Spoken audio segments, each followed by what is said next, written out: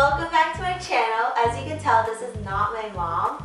So today, I have my dad, Henry, and we're going to be making a Mother's Day Day special. Woo! Yay! My dad doesn't have any baking experience, but we're going to try something that might be a little tough. But I know my mom loves this type of dessert.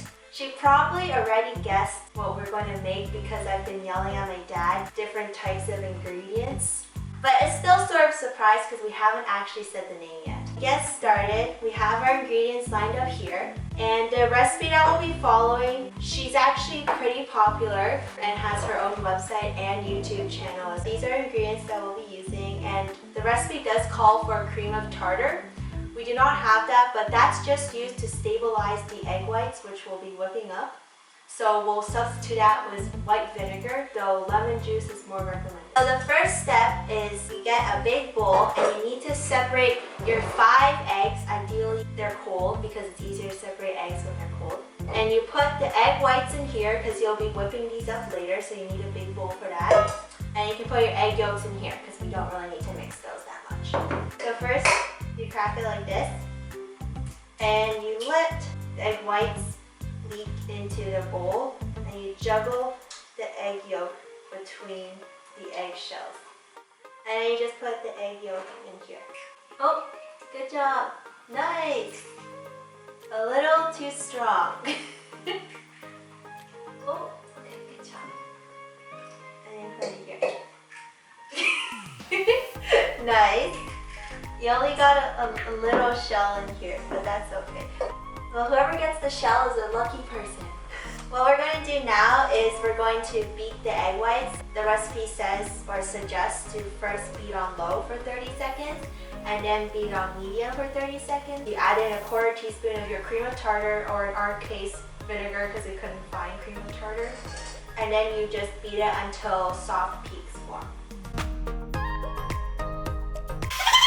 Finished beating the egg whites and soft peaks have formed. Now we're going to mix the milk and the cream cheese together. You'll need a separate mixing bowl for that. This is our separate mixing bowl. The recipe calls for only 8 ounces of cream cheese, which is just like 10 grams less than this. I don't know what I'll do with 10 grams of cream cheese in the fridge, so I'm going to take a risk, even though it's really recommended you shouldn't manipulate this recipe especially. So we're going to mix this with the electric hand mixer on low until it's smooth.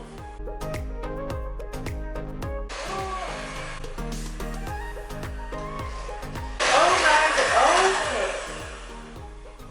Well, a lot of cream cheese just went flying everywhere. My dog will be very happy about that. But I will not. So I recommend before you start mixing it, maybe cut up your cream cheese into blocks. I finished whipping the cream cheese and the milk together. The texture is like really thick Greek yogurt, vanilla flavored or original. No chunks. You don't want chunks in here, otherwise you're going to have a chunky Mother's Day special dessert. Once you got the cream cheese and the milk mixed together, you're going to add in your 1/4 cup of butter. You should cut it into slices. Ideally, this butter is also at room temperature.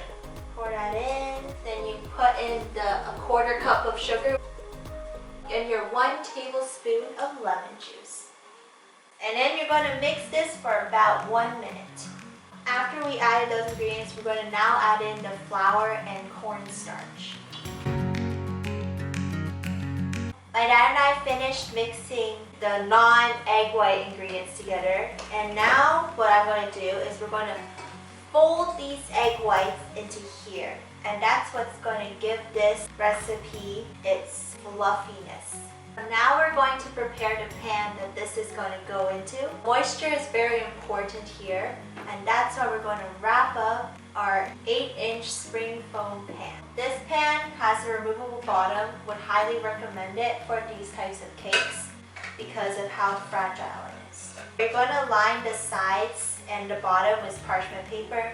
Make sure that the height of your pan is at least 3 inches. If not, you'll have to extend the walls by using parchment paper. In order to make your parchment paper stick, if you're having trouble getting it to stay, I would recommend pouring some vegetable oil and then greasing the sides of the pan, and then it'll allow the paper to stay there.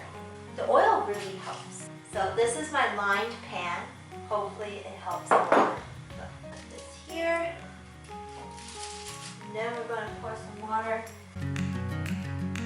We put it in the oven, and now we just wait for it to bake for 1 hour and 10 minutes. After that, we're going to check on it. We're going to stick a toothpick in it, see if it comes out clean. If it does, then it's cooked. And then we're going to leave it baking in the oven for another 10 to 15 minutes until the top's brown. After that, we're going to let it cool in the oven. So we're going to turn the oven off, and we're going to open the door slightly to let it cool. The reason we do this is because the thing we're baking is actually going to shrink once the oven turns off. My mom still doesn't know what's in front of her. We made this thing and that. Good job.